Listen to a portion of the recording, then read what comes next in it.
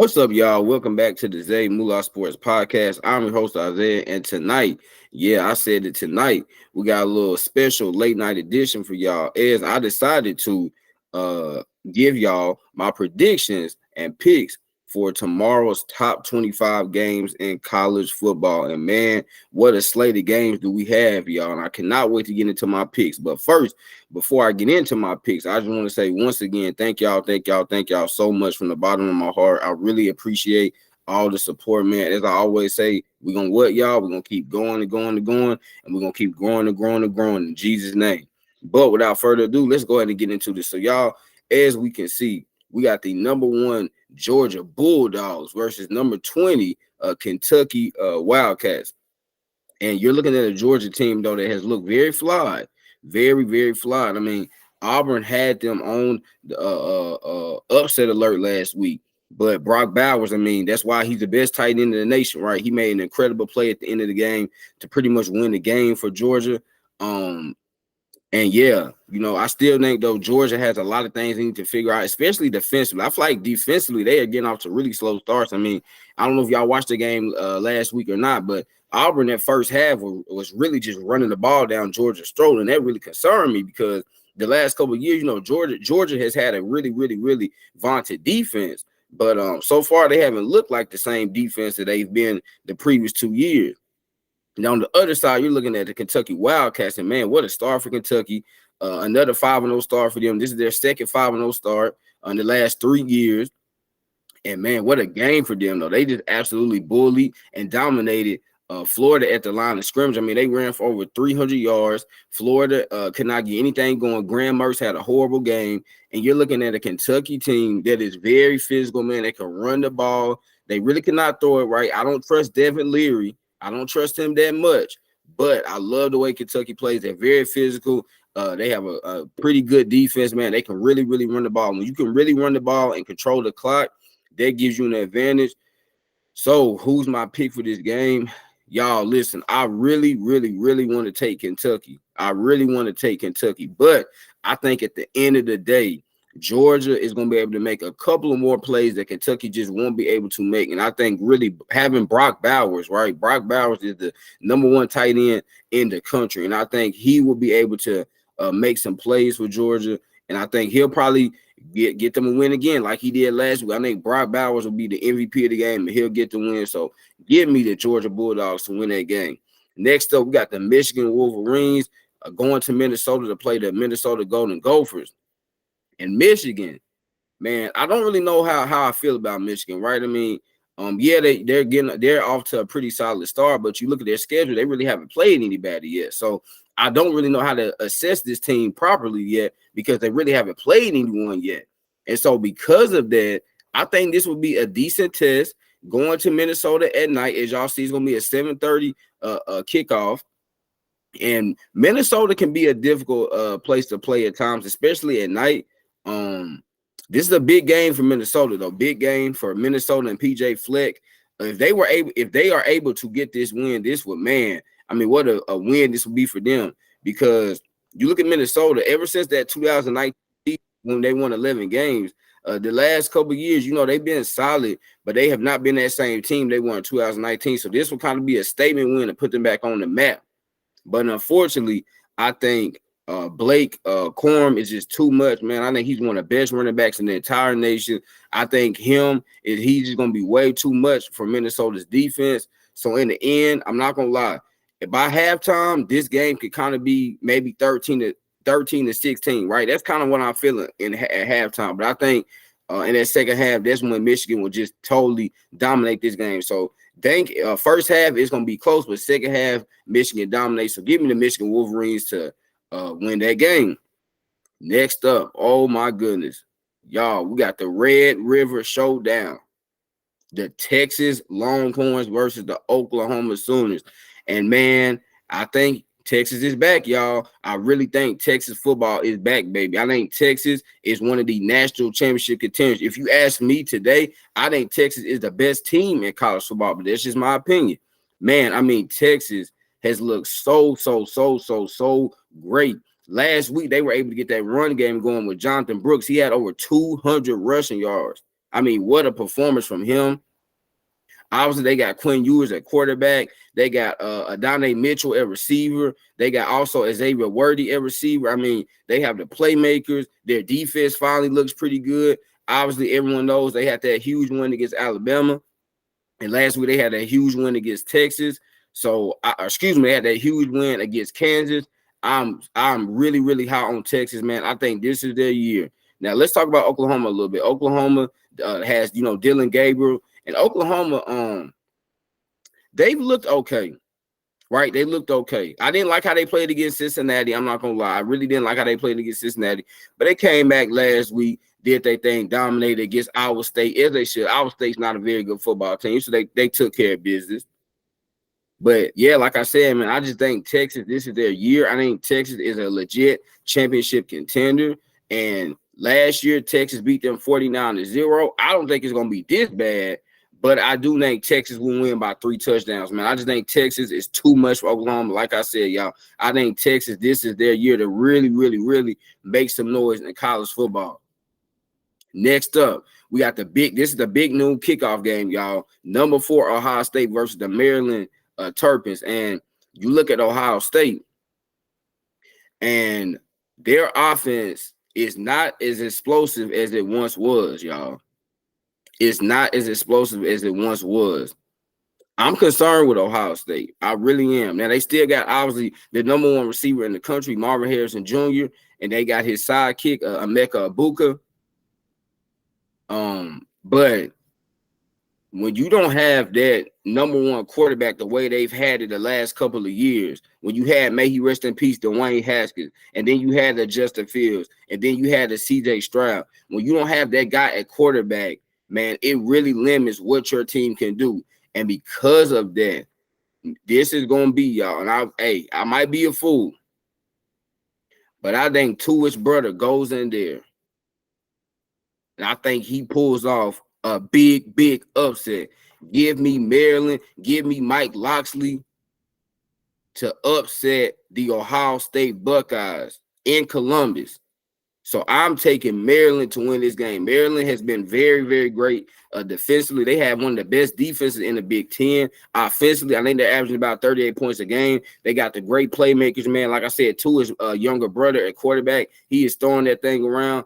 Give me Maryland in the upset because I don't trust Ohio State's offense yet. Ohio State's offense, man, has still been kind of struggling, and I think Maryland is going to get a signature win in Columbus, Ohio. So give me the Maryland Terrapins to win that game. Next up, we got probably my favorite team right now in college football. Number 5, Florida State, going to Virginia to take on the Virginia Tech Hokies. And, man, you're looking at Florida State, Johnny Wilson. Oh, my God, Johnny Wilson, y'all, 6'7" receiver. Woo! This dude is a physical freak out there receiver. And they got Keon Coleman also a receiver. He's 6'4", so they got 2 big body physical style of receivers outside. Obviously, they got Jordan Travis at quarterback. I really, really love what Florida State is doing this year. Like I said, just like with Texas, I think Florida State's legit championship contender. Virginia Tech, man, I feel so bad for y'all. Don't y'all miss the old Virginia Tech days with Michael Vick, man. Oh, my goodness. What happened to those days? Those days are long gone. Virginia Tech is one of the worst teams in the ACC. Easy win for Florida State. Blowout. Florida State Seminoles, get it done. Next, we got the USC Trojans, going to Arizona to face the Arizona Wildcats. And if y'all watch my video from yesterday when I was talking about Colorado and how Colorado actually had kind of shut down USC in the second half and how USC's defense gave up 27 points in the second half, USC, y'all need to dominate Arizona. And when I say dominate, this needs to be like a 66 to like 14 kind of game. I mean, y'all need to dominate Arizona because I'm concerned with USC. That defense, man, USC, y'all's defense held y'all back last year, and I think your defense is going to hold you back this year. I've gone on the record and said USC has the most explosive offense in all of college football. You got Caleb Williams, then the backfield. You got Marshawn Lloyd, then that receiver. You got Brendan Rice, Jerry Rice's son. You got Taj Washington, Dorian Singer, Michael Jackson. Man, I mean, they got so many weapons. Mario Williams, can't forget about him. USC, y'all need to dominate this game against Arizona. Give me the USC Trojans to beat the Arizona Wildcats badly. Yeah, well, they should beat them badly, y'all. We're going to have to see. But give me to beat them pretty badly. Next up, and this is probably my favorite game in the week right here. We got number 10 Notre Dame going to Louisville to play the Louisville Cardinals, who have got off to a surprise 5-0 start. Wow. Shout out Jeff Braun, man. The job he has done in Louisville. This is Louisville's first 5-0 start since 2013 when Charlie Strong was still the head coach. That's been a long time ago, y'all. I really like this Louisville team. When I watched them last week, they went to NC State and they got the win. And Louisville, their first 4 wins, they had won the games. Why? Because of their offense. But last week, it was a 13-10 game, and they got it done defensively. When the mark of a great team is if they can win football games in multiple ways. And you looked at Louisville, their first 4 wins, they won it. Why? Because of their great offense. But last week, their defense showed up and showed out. Man, I really love this Louisville Cardinals football team. And let's talk about Notre Dame a little bit because I know I haven't really talked about them. Let's talk about them just for a few seconds. So Notre Dame, what happened to y'all's offense? Okay, what happens to y'all's offense? Because the first 3 weeks, Notre Dame's offense looked really great, but y'all weren't playing nobody. That's the thing. Y'all weren't playing nobody. Sam Hartman, he looked like a Heisman Trophy candidate. Now he doesn't look as such. Now Notre Dame's offense does not look as explosive. I got Louisville Cardinals in the upset. And I don't really see this game being that big of an upset when you consider Notre Dame's offense. And then, y'all, Notre Dame, the last 2 weeks, they have had so much transpire, in the last 2 games, right? You have to face Ohio State, and then you lose to Ohio State on the last play of the game. And then last week, they had to travel to Duke. That was a hard-fought physical game. So you look at the last 2 games that Notre Dame has played, and they've been very hard-fought and physical. This is a tired team. This is a beat-up team. I got Louisville big. You heard me, B-I-G, baby. Give me the Louisville Cardinals big over Notre Dame to go to 6-0. And, man, if Louisville wins this game, they might go to the ACC championship game. But we're going to have to see. Next up, we got the Alabama Crimson Tide going to College Station, y'all, to face the Texas A&M Aggies. And, man, okay, Alabama, y'all think y'all back, huh? I beg to differ. Alabama, I still worry about your quarterback, Jalen Milroe, because even though y'all beat Mississippi State 40-17, he didn't even throw for 200 yards in that game. I'm still worried about y'all passing attack. Jalen Milroe is a gifted runner of the football, but he ain't a gifted thrower of the football. I look at Texas A&M, Max Johnson. Man, Texas A&M's offense looks so much better with Max Johnson, doesn't it? I mean, he just seems like he has total control of the offense. And we know Texas A&M has so much skill offensively. What have they needed? They just need a quarterback that can get these dudes the football. So because of that, y'all, this is going to be another upset. Give me Texas A&M to defeat the Alabama Crimson Tide. Yeah. Roll Tide, huh? Nah. Give me the Aggies at home. Let's go, Aggies. Let's get it. Next up, y'all, we got the Washington State Cougars. The Washington State Cougars going to UCLA to face the Bruins. Man, how about Washington State? That quarterback, Cam Ward. That brother is a bad man. He a bad man. He is completing about 77% of his passes, I think he has like 15 touchdowns to 0 interceptions. Washington State's offense is so slow, explosive. And I look at UCLA, and when UCLA played a couple weeks ago and they went to Utah, I mean, UCLA's offenses look so old. It looks so slow, so boring, so pathetic. There is no way in the world that UCLA will be able to keep up with the Washington State Cougars, man. The Cougars just have way too much firepower. So give me Cameron Ward and the Washington State Cougars to get it done against the UCLA Bruins. Next up, we got the North Carolina Tar Heels taking on the Syracuse Orange. You're looking at North Carolina, y'all. They got one of the best quarterbacks in the nation. His name is Mr. Drake May. He's a Heisman candidate. I like this North Carolina team. I really do. I was iffy on them at first, but then I really loved the way they played against Minnesota a few weeks ago, and I really love, the way they played against Pittsburgh. I think North Carolina is better defensively than they've been last year, and what they were in 2021 as well. Then I look at Syracuse, Dino Babers. I like Dino Babers. He's one of my favorite coaches in college football. I'm always going to root him on. But come on, Syracuse. Y'all were at home last week. Y'all were at home against Clemson, a Clemson team that has been falling. They've fallen and they can't get up. But y'all let them boys get up in your house. I'm sorry, Syracuse. I have no faith in y'all this week against Drake May and his Tar Heels. So give me the North Carolina Tar Heels to beat the Syracuse Orange. Next up, man, we got Oregon State at Cal. Y'all, I'm going to be honest. Out of all the top 25 games, this is going to be the worst one right here. I mean, this is going to be the worst one. We know how it's going to go.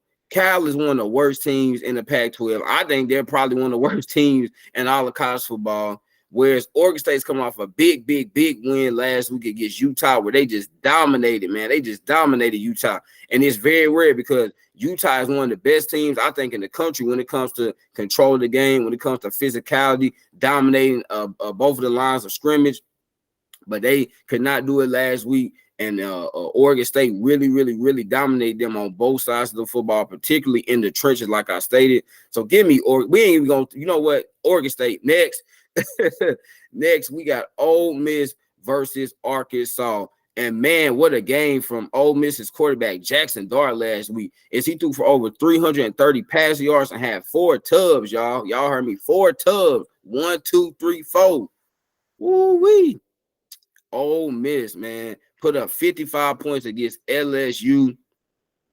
That was probably the most entertaining game we've had all year. Very high scoring game. I'm definitely worried about Ole Miss's defense, right? Because Arkansas also has a pretty good quarterback by the name of KJ Jefferson, and he can use his legs, and he has a rocket arm on him. So I am a little concerned that this game could potentially be closer than it should. But I think at the end of the day, Ole Miss just has too much firepower. They also have another kid in the backfield by the name of Quishon Judkins. He's one of the top running backs in the SEC. I really like him. So I just think Ole Miss has a little too much firepower for Arkansas. So give me Ole Miss to win that game. Next up, we got Miami versus Georgia Tech. Y'all, I think Miami is back. I think the Miami Hurricanes are back. I really like their quarterback, Tyler Van Dyke. Last year, he definitely did not play well, but this year you could tell I think he's learning Mario Cristobal's offense better. I like the way he's playing.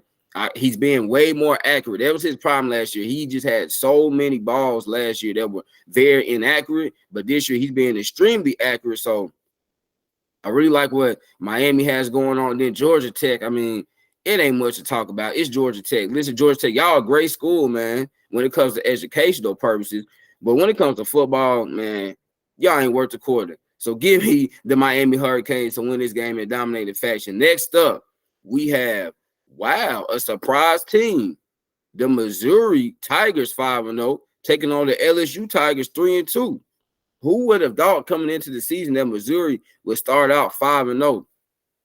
Man, I really like the way Missouri is playing.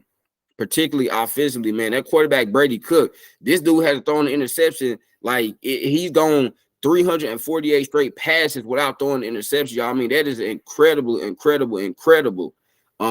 It's very rare that you see something like that, particularly in college football, man. I mean, a guy going basically 350 passes without an interception, that's insane.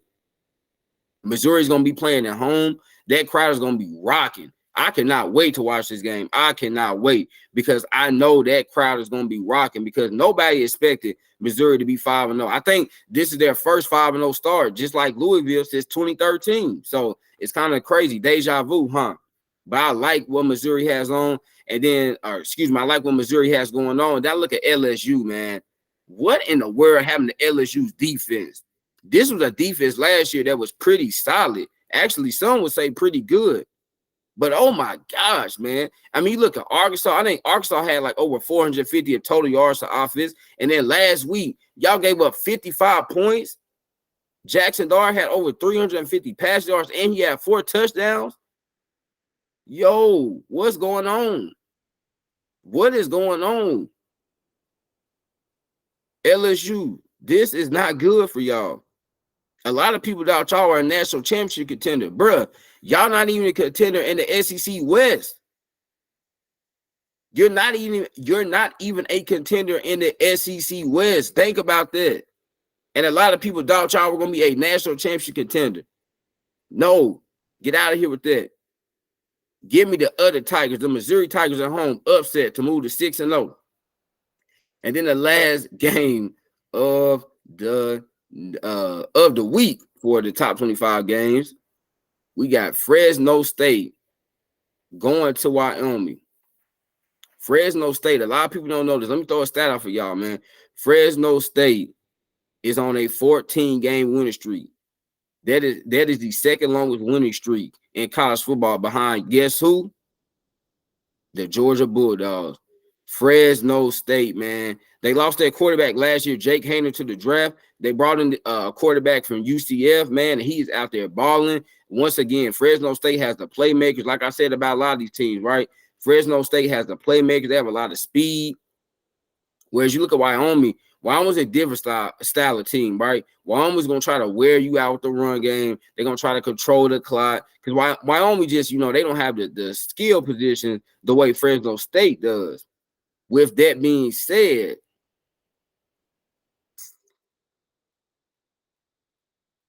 I was finna pick the upset, but Fresno State got too much speed. They got just way, way, way too much speed, man. I mean, if y'all ever watch Fresno State, for a group of 5 team, you're like, good God. I mean, these dudes can absolutely score. And Fresno State got a 14-game win streak. I can't pick against them, man.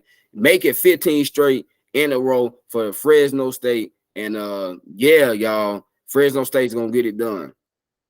So that was my picks for the top 25 games in college football this week. I wanted to do something different for y'all. I was thinking like, Zay, some college football. Let's get some college football picks. So if y'all like this, me giving my college football picks as well as my NFL picks, make sure, man, please feel free to leave a comment below and say, yes, Zay, keep the college football content rolling because I definitely will, y'all. And also, this is a public service announcement. I will be going live tomorrow and Sunday. Tomorrow, I will be previewing the Titans versus Colts game. And then Sunday, when I go live, I will be recapping the Titans versus Colts game. Please, please, please, y'all make sure to tune in. Check your boy out, man. It's going to be a great time. We're going to talk some Titans football. And because y'all know, obviously, Titans my favorite team. So we're going to talk some Titans football. We're going to preview the game tomorrow. And then Sunday, we're going to go live with y'all again. And we're going to recap the game and see if we won or if we lost. As always, folks, this was the Zay Moolah Sports Podcast. Remember to like, share, comment, and subscribe. Y'all know how I'm going to end it. Y'all know by now. Y'all say it with me.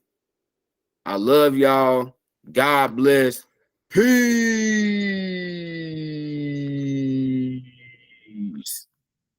Good night, y'all.